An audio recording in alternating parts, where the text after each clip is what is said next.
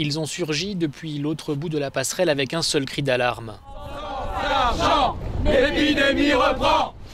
En ce premier jour du Fonds mondial contre le sida, la tuberculose et le paludisme à Lyon, s'est muni d'un ballon gonflable à la forme d'une pilule de médicaments que cette organisation de lutte contre le sida a voulu interpeller le président français Emmanuel Macron. Et c'est en faisant les morts qu'ils ont souhaité rappeler que des millions de vies dépendent des contributions financières des États. La rencontre avec le président de la République mardi à l'Élysée avait quelque peu échaudé ces organisations. Elles craignent que l'objectif de 14 milliards de dollars de contributions ne soit pas atteint.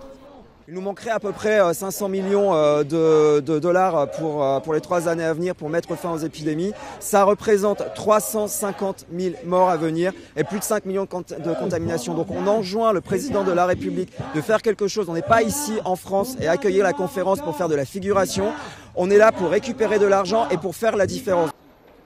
Grâce à ces fonds, depuis 2002, la mortalité liée au sida, à la tuberculose et au paludisme a baissé d'environ 50%. Alors l'objectif de 14 milliards peut-il être atteint?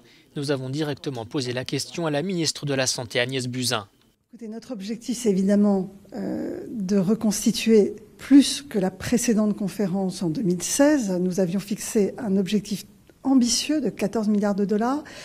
C'est un défi car beaucoup de pays ne voient plus cette épidémie comme un danger majeur. La France est le deuxième pays contributeur depuis 2002 avec 4,6 milliards de dollars. Donc la France sera au rendez-vous de cette 6e conférence de reconstitution. La contribution française sera donc augmentée, mais de combien exactement? Emmanuel Macron le précisera ce jeudi, lui qui disait il y a peu aux Nations Unies que les raisons financières ne pouvaient plus expliquer le manque d'accès au traitement.